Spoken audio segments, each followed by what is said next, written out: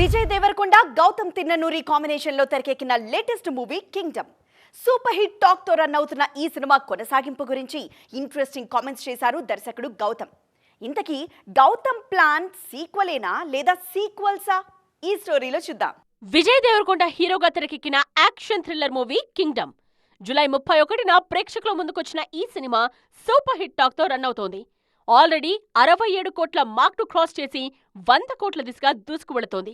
ఈ నేపథ్యంలో Kingdom world కు సంబంధించి ఇంట్రెస్టింగ్ విషయాలు రివీల్ చేశారు మేకర్స్.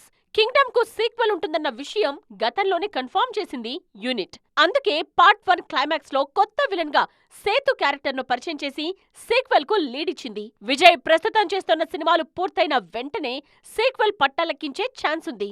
అయితే సీక్వెల్ కన్నా ముందు కింగ్డమ్ కు సంబంధించి ఓ ఓటీటీ ప్రాజెక్ట్ ను ప్లాన్ చేస్తున్నారు కెప్టెన్ గౌతమ్. ఈ మూవీలో సేతు పాత్ర నేపథ్యాన్ని రివీల్ చేయబోతున్నారు. ఆ క్యారెక్టర్ లో ఓ స్టార్ హీరో కనిపించే అవకాశం ఉందంటున్నారు మేకర్స్. కింగ్డమ్ కు సీక్వెల్ మాత్రమే కాదు, త్రీక్వెల్ కూడా ఉండే ఛాన్స్ ఉందన్న టాక్ కూడా వినిపిస్తోంది. తొలి భాగం ఓపెనింగ్ లో కనిపించిన 90-20 సీన్స్ ను పూర్తి స్థాయి సినిమాగా చేస్తే ఎలా ఉంటుందన్న ఆలోచన కూడా చేస్తోంది మూవీ టీమ్.